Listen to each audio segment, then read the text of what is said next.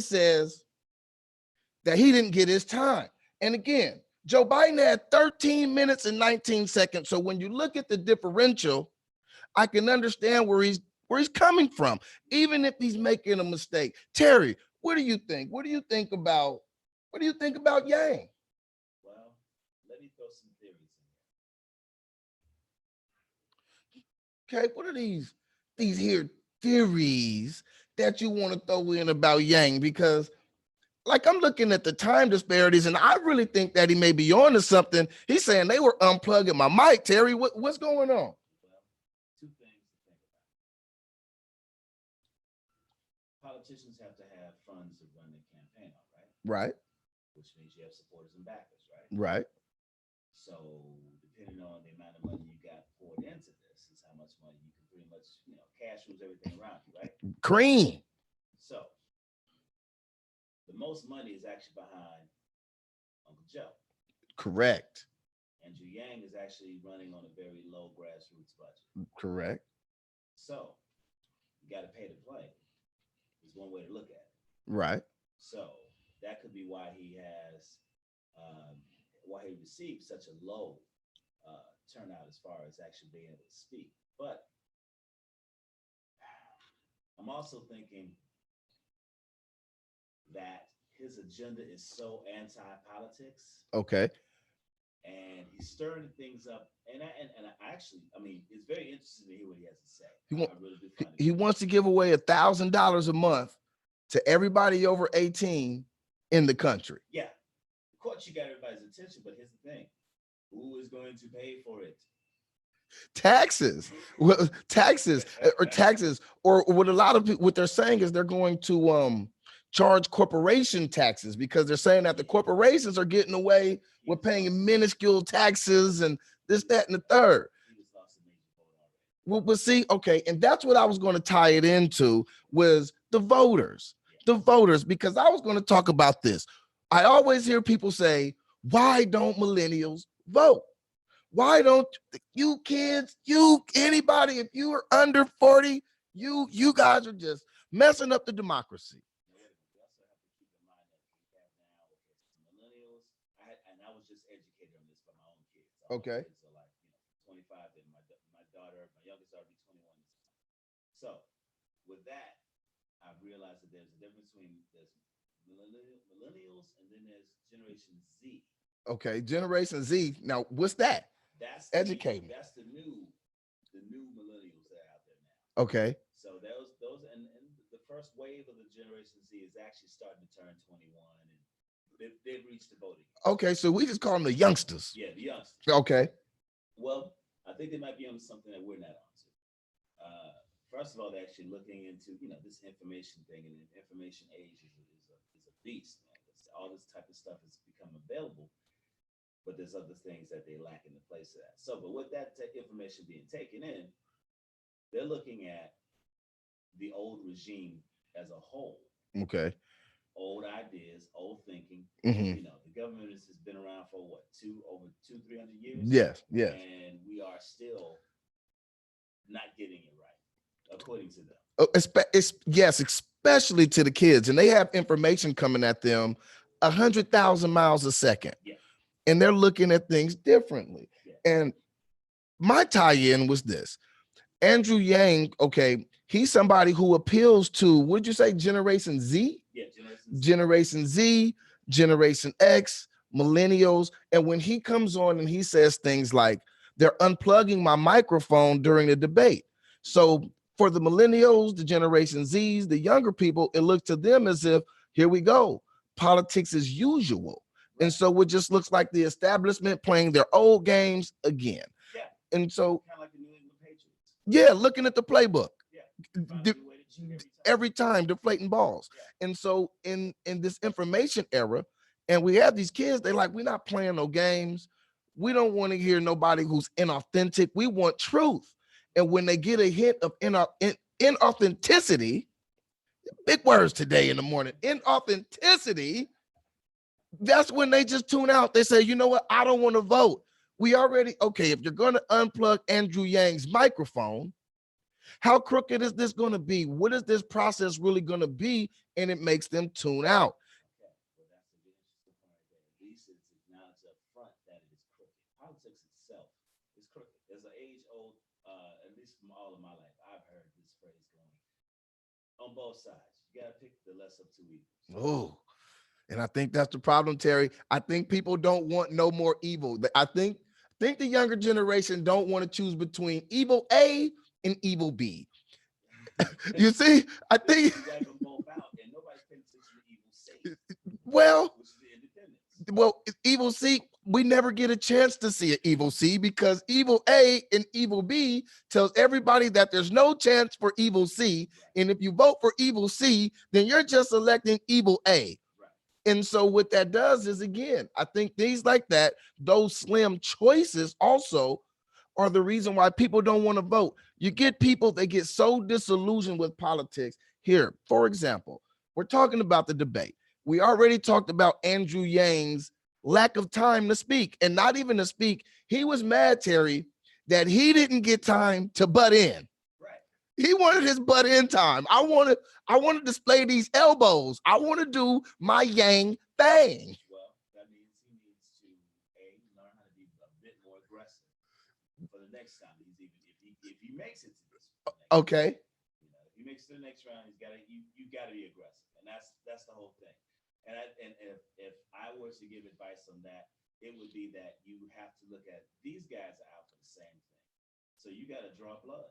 And I got, and when you mentioned Kamala Harris earlier, I gotta give it up to her. Oh She yeah. didn't have as much time as Joe Biden, but She she made her time count. she got her time. She went, as we say, she went for the throat. Not the The throat. throat. You know what? Throat. She got 1 minute and 3 seconds left in Joe, 1 minute and 3 seconds less than Joe Biden. She was in second place. But now remember, Andrew Yang said that his microphone was unplugged. Right. And so again, does this go to the money? Is this who the donors want to win? And it might not even be the donors, Terry. What about ratings? Well, Kamala Harris did jump up 33%. Oh yeah, she did, and she did, and what she said to Joe Biden about the busing, about him not wanting to integrate busing, and his answer, he was, a deer in the headlights. You know that look with a little deer with big headlights coming. Now, we jump on since we doing this whole soapbox. We jump on this. Okay. Now, first and foremost, I love Kamala Harris. All right. All right. Love the sister. I don't know how I feel yet, but I'm just on GP. I'm gonna go with I love her. okay. Okay. Now, you being from California, I lived in California for a spell, and a long spell actually. And I remember her days as a prosecutor. Right. I remember the fact that she has had single-handedly the highest Mm-hmm. imprisonment rate In California, where I'm from. of minorities. I ain't gonna just specifically go African Americans, but she has had the highest in the state of California of incarcerating minority men. She had no problem with it. Not one bit. Okay. So So where the love coming from, Terry? Where's the love? you know what? In my background and my upbringing just won't let me do it any other way. You know, I love all my brothers. That's just how it is. But I gotta point it out. Yeah, well, in California, she was very tough. Yeah. She was tough. She was tough, especially on minorities. And some of the things that she was doing, like if a kid were to skip school, she's talking about putting the parents in jail, Right. this, that, and the third. Kamala Harris, she strikes me as a person who will do whatever the money interest wants her to do. That was gonna be the point I was. And so, yeah, she seems like she'll do whatever the money says. If the money says we want to lock people up, Kamala will lock people up. If her backers now say they want the opposite, she's going to go out and campaign for the opposite. So, with that being said, do you want to put your best interest into a puppet or a leader? Definitely a leader, definitely not a puppet. But here, let me get back to this. This is my thing about why I think millennials, Generation Z, X, whoever don't want to vote, they hear things like this. Kamala Harris comes out and she essentially accuses Joe Biden of being a racist or doing something that was racist in nature. The way that she framed it, and she's a politician. She did frame it with first saying that I do not think that you're a racist. Yeah, that's exactly what you say when you want to politely say you're a racist. Exactly. You always start by saying, I don't really think you're a racist, but hey, remember you did this? Yeah. It was kind of racist. Yeah. Okay, and so this is what I mean. She goes on and she says, essentially, you know what? You weren't for integrating, you weren't for busing. Okay, and so now let's move fast forward and let's go to the general election. Okay. You have one candidate calling another candidate a racist. Now, let's say that this candidate is the candidate for president. So now you're going to turn around and tell us to vote for the same person that you were calling a racist a year and a half ago. And see, that's the issue. They spend so much time beating each other down on their own side when they're trying to get out their own primaries. And a single question is not answered. No. Did you see the first debate? I saw parts of it. Cory Booker and Beto, they said Beto, and they asked his first question. He said, "Hi, my name is Beto. Yo no quiero Taco Bell. My name is Beto. And I said, "Wait a minute." He do that, but at the same time, he dodged some serious questions. He dodged some questions, but look, let's get back on Kamala Harris because to me, she's a very skilled debater, and maybe it comes from her litigation skills, but she is very skilled. And what she managed to do was play offense. She played offense so tough that Joe Biden had no chance but to back up. And so by him backing up constantly, Looking for the clock. looking for the clock, it's 30 seconds up. Am I done? I don't have anything else I want to say here. And so since he spent so much time backing up, they never got to get on Kamala's record. So not one time that whole debate did she get thrown under the bus. But it's coming. It's coming, and I'm wondering if she used too much ammo too fast. Because this is going to be a long, drawn-out process. These debates, And what they all need to really be careful about is the fact that there's only one person that can become the nominee. yes, Okay. Now, you also need to be mindful and respectful of all these opponents here. Now, granted, yeah, 20 is too many. Okay, but we soon, remember, America has a very short memory. We don't remember when the Republicans were going after both times going after Obama, trying to get back into the White House. yeah. So as many candidates as they had back then. I mean, you had a whole You had a whole slew of candidates. choir, yeah, church choir. We had a reality star running. You remember him? Yeah. He's orange. He's bright orange, like golden blondish hair. With that, before I say anything else, I gotta say this. I gotta get this disclaimer out there.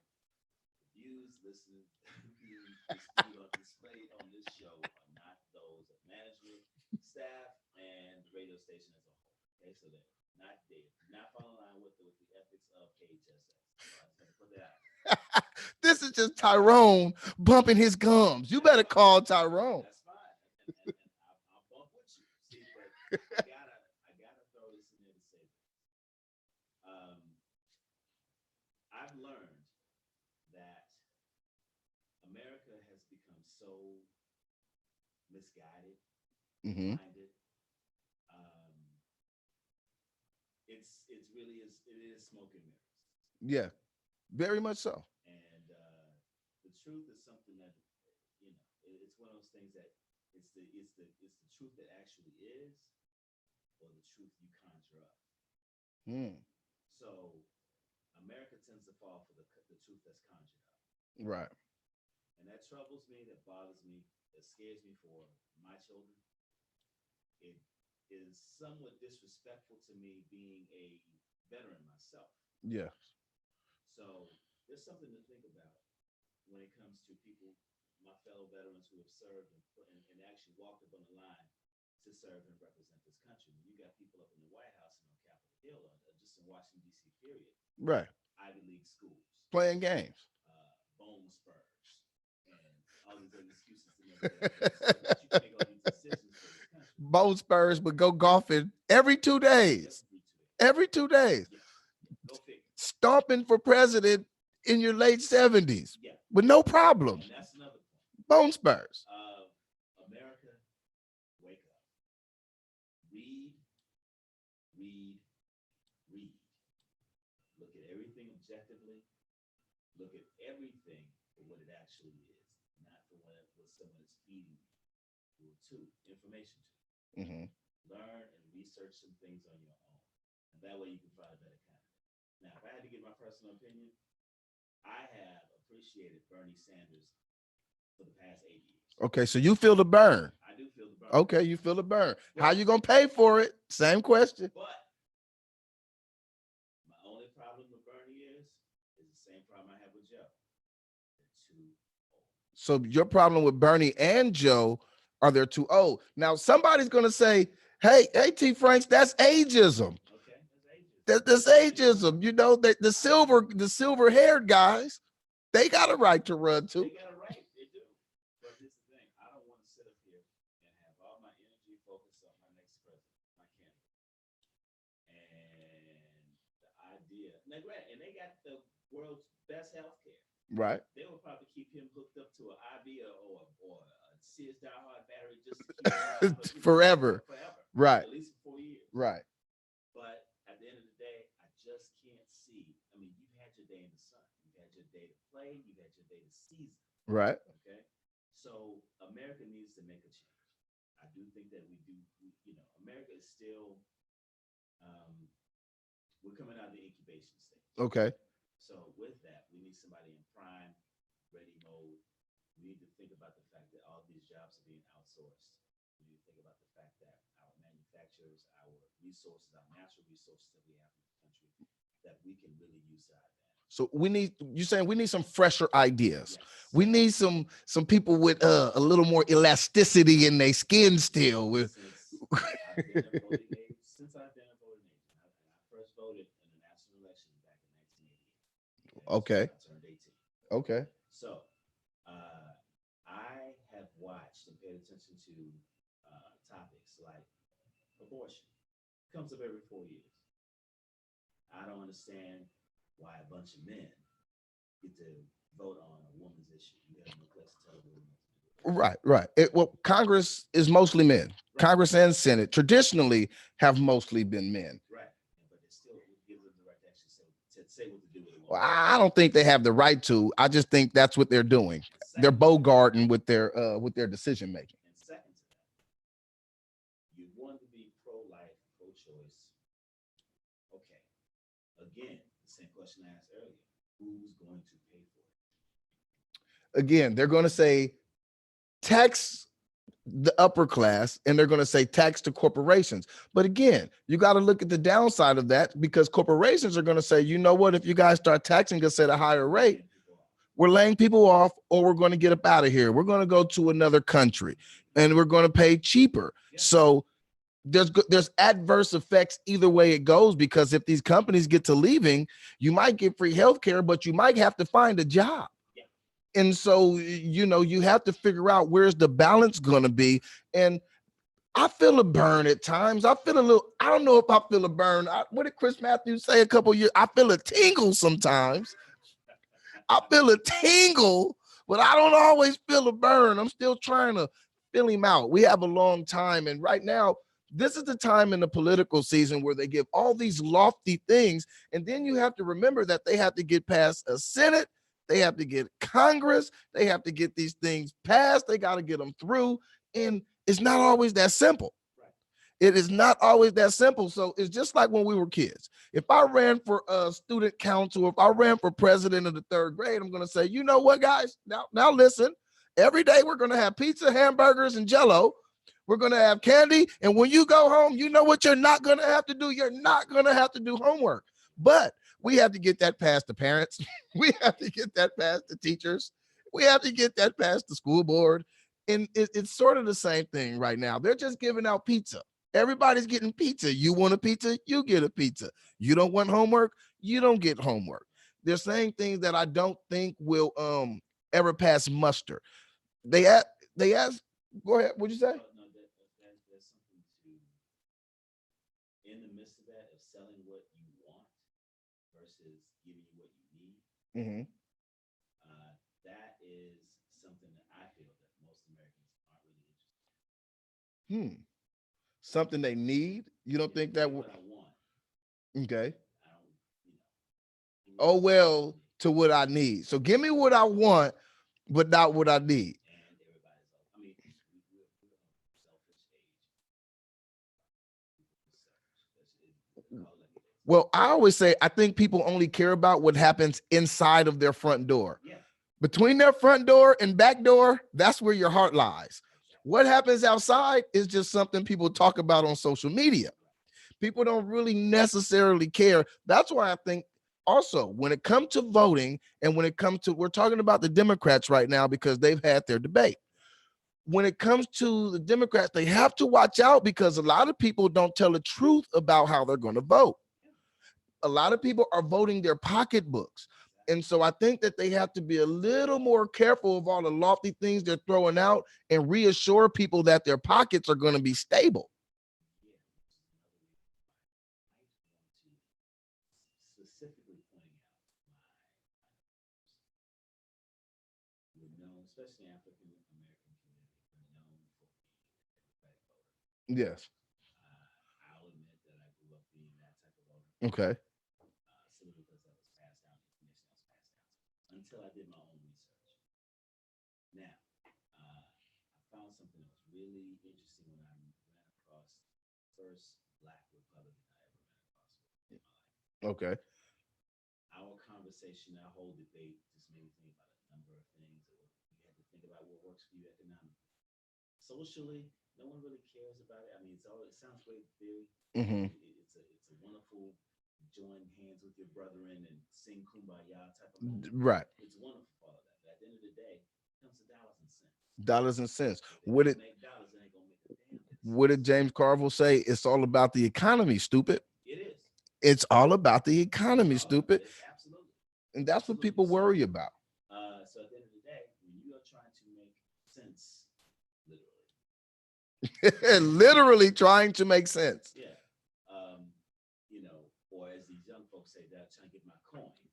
Trying to get my paper. Yeah, yeah. So there are things to think about. So I've had to, since that conversation, I've learned to gauge on both the local and national levels of voting. Okay. And look at what's best in my interest. So not necessarily voting one straight ticket. Right. What's going to be best for the job. Right. Well, that makes perfectly good sense. I look at voting like this, similar to you. You have to do what's best to you. Voting is a business transaction. Absolutely. The last thing you want to take to the polls with you is emotion, or just, you know what, I think that this candidate is so cute. You can't take that with you to the polls. You can't take who you like better based off of their soaring rhetoric or things they say. You have to do what's best for you, your family, and the things that you are trying to do in life. Don't be misled, people. You have to understand that they may give you everything that you want to hear on the way to the polls and using that part of their campaign speech. But something, and I learned this by watching President Barack Obama.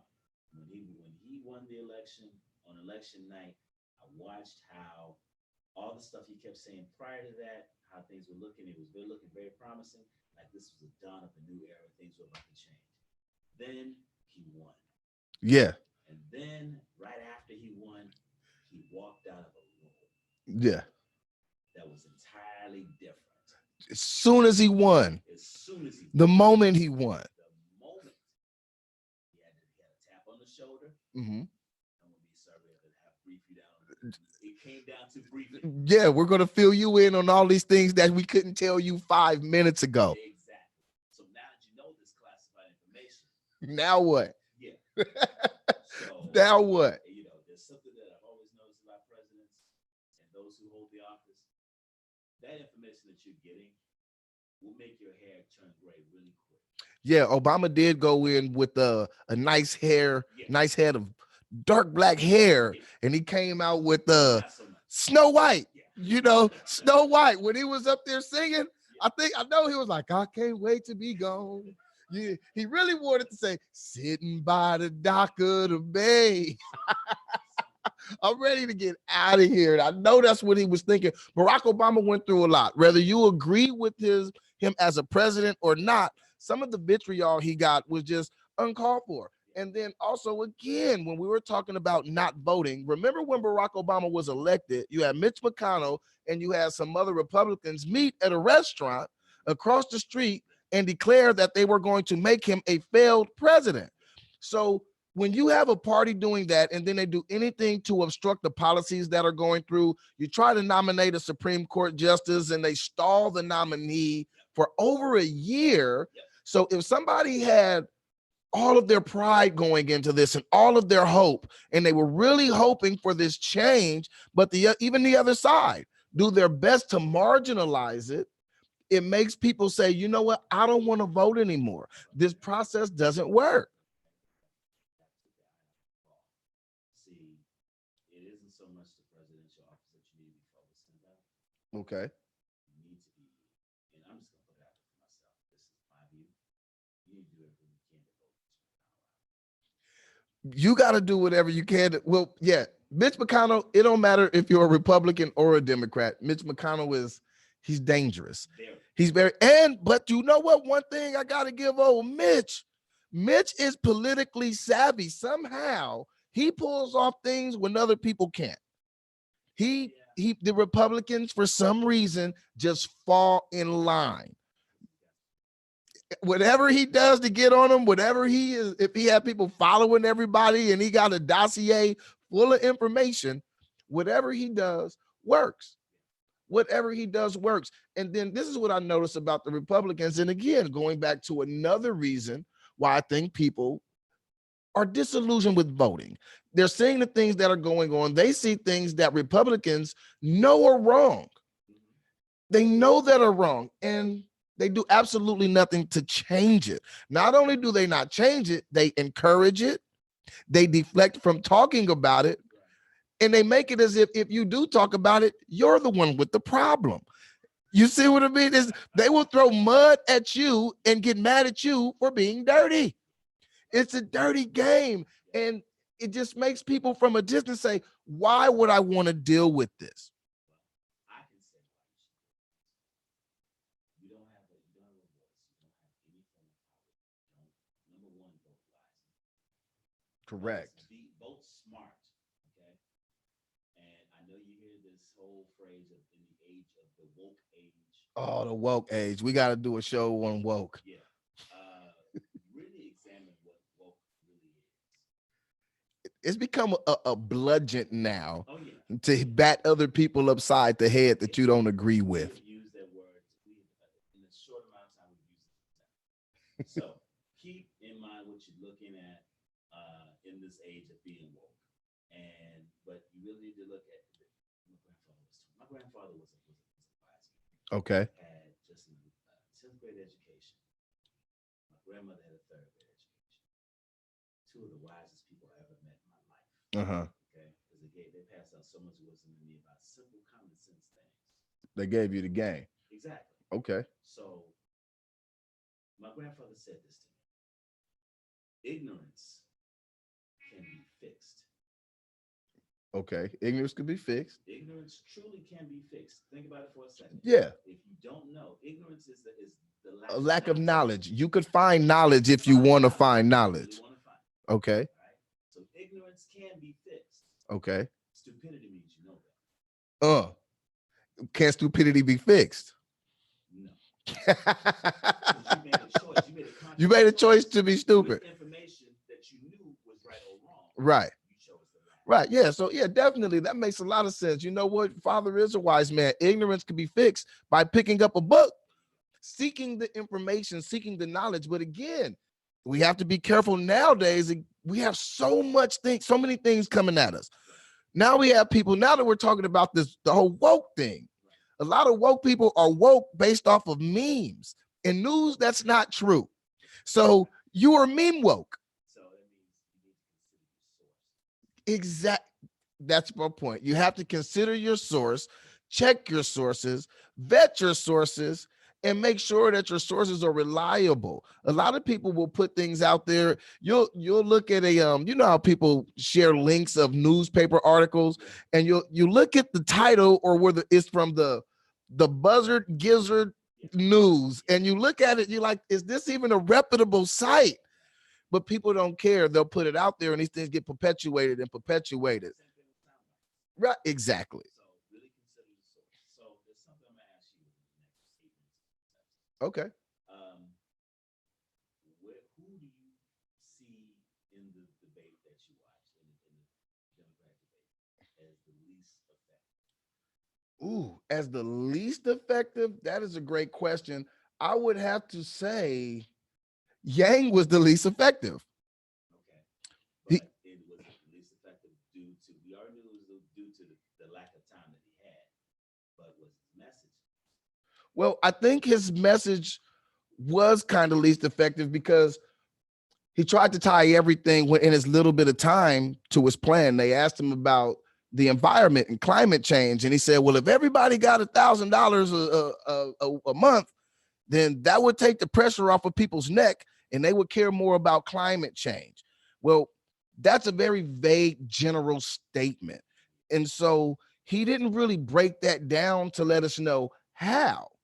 Like, put those things together, because I know a lot of people that'll get $1,000 a month and they just might litter more because they have more money to buy more trash, to throw more things away. And so things like that, you actually have to tie together. And also, you know what? I don't think Cory Booker was that effective in the first debate. I don't think he was effective. Cory, to me, and look, and Cory, you know what? More power to you, brother. More power to you. More power to you. I get it. I get it. I get it. He still lived in the hood. In the hood. And but with Cory, even that almost feels like a ploy. That feels like a ploy. Everything Cory Booker does, I understand politicians are scripted, but he is scripted to the max. It seems like he never has a time where Cory Booker spoke Spanish. Same neighborhood. On the east side. You see? And that's just what Cory strikes me as. And you could tell he's a very focused group debater. He's a focus group conversationalist. And so he's going to see what's popular in the focus group. And that's what Booker is going to talk about. He's only going to talk about things that are popular. You can even look, and he talked about immigration more than any other candidate. I think there was one more candidate that talked about immigration more.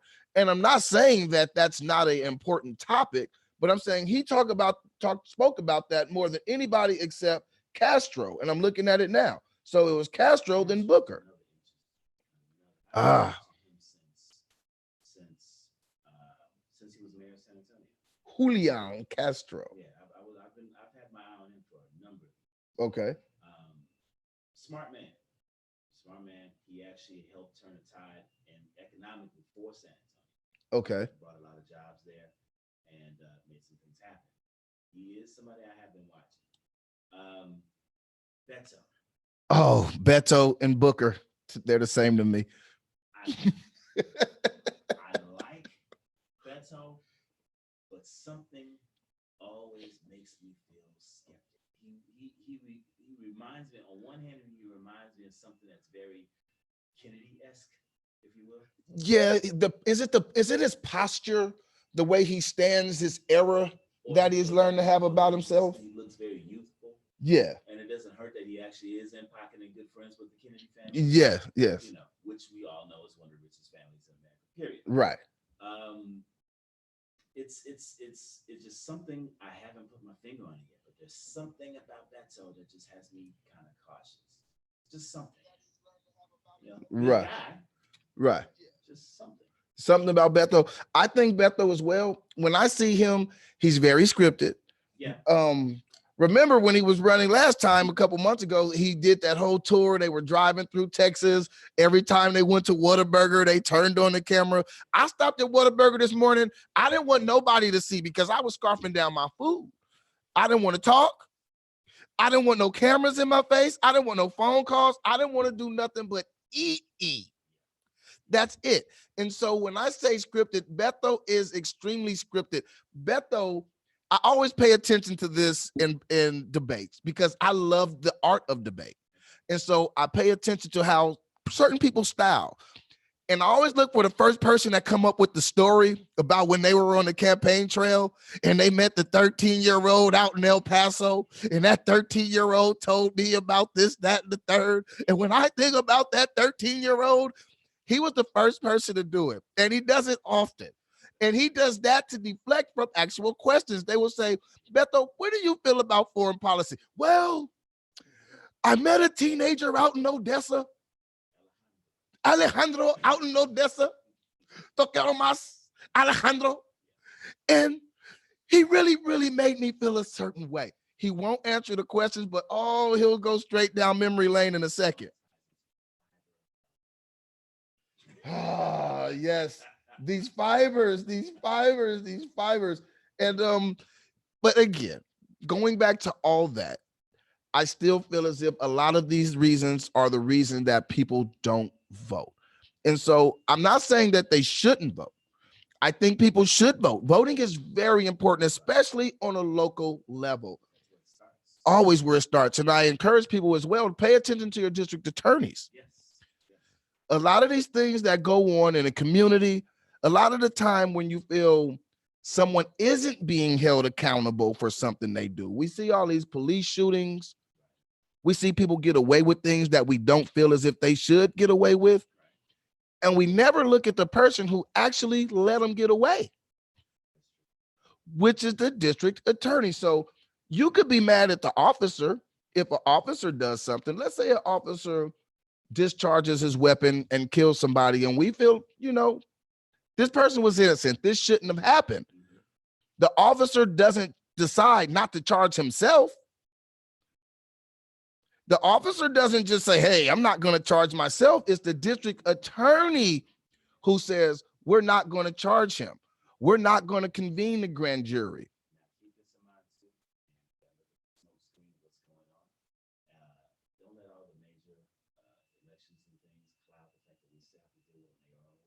Yes. Yes. Pay attention to what you have in your local politics. Pay attention to what you have in regional politics. Just pay attention to what's going on in general. And please vote. You gotta vote. Vote your issues. Vote what's good for you. Pay attention to the candidates. Don't be afraid to do some homework. And if you don't do your homework, at least do enough homework to know who you could call to find out some reliable information. So look, we're going to get back to you in a little while. This is KHSX Power 101.5 FM, Houston, Texas. See you soon. Yeah. That's a cool one. Yeah, that was cool.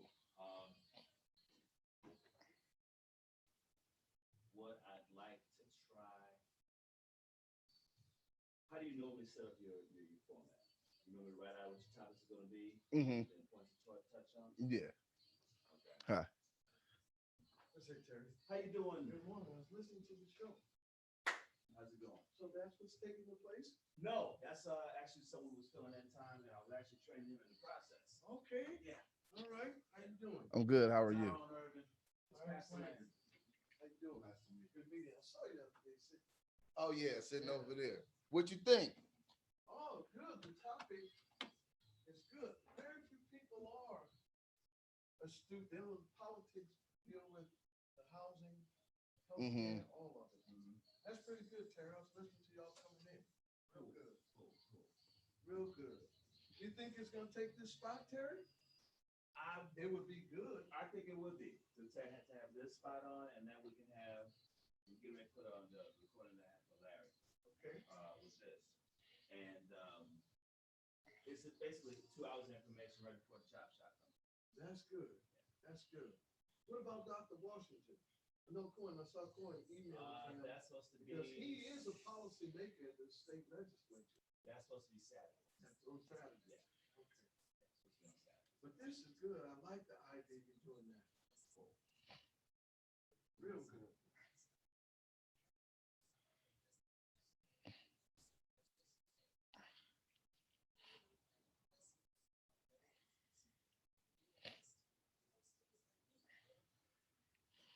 but you don't know how to act. So matter of fact, I think you better. Yeah, I'm gonna piece together something for that. So you have an intro. I thought you was gonna do soapbox heroes or something. Yeah, they messed me up with that song. Call Tyrone. Everybody think Tyrone is the bad guy. Got it wrong.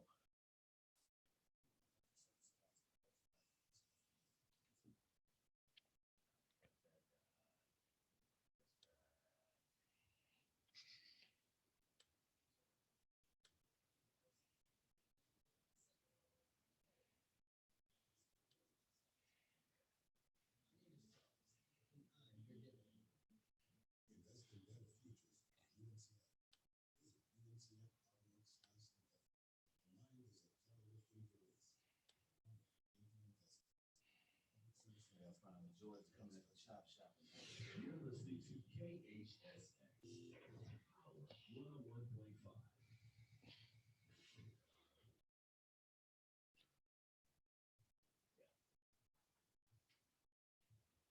That's his show. Mhm. Good morning. You are tuned in to KHSX Power 101.5. This is your Power Hour, sponsored by Powerhouse Realty The Group. Power Hour. Yeah, Powerhouse Realty Group is pretty much giving a lot of information on how to get home ownership, Uh-huh. seminars and classes they have there. So with political content that you're throwing in there, Uh-huh. and throwing information, throwing it in power, Uh-huh. that kind of works together for 2 hours. Yeah. They go into sports. Yeah.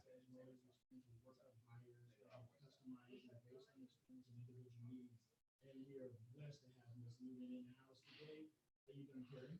I'm doing well. How are you? Great. Okay, before I get into Karen, What you doing? tell a little bit about ourselves. I want to take a minute to do a little housekeeping. All right, YouTube, my other mic. You guys can't hear. So I'm gonna go ahead and cut it. If you guys are in Houston, turn up your radio. I'm gonna get out of here. Peace.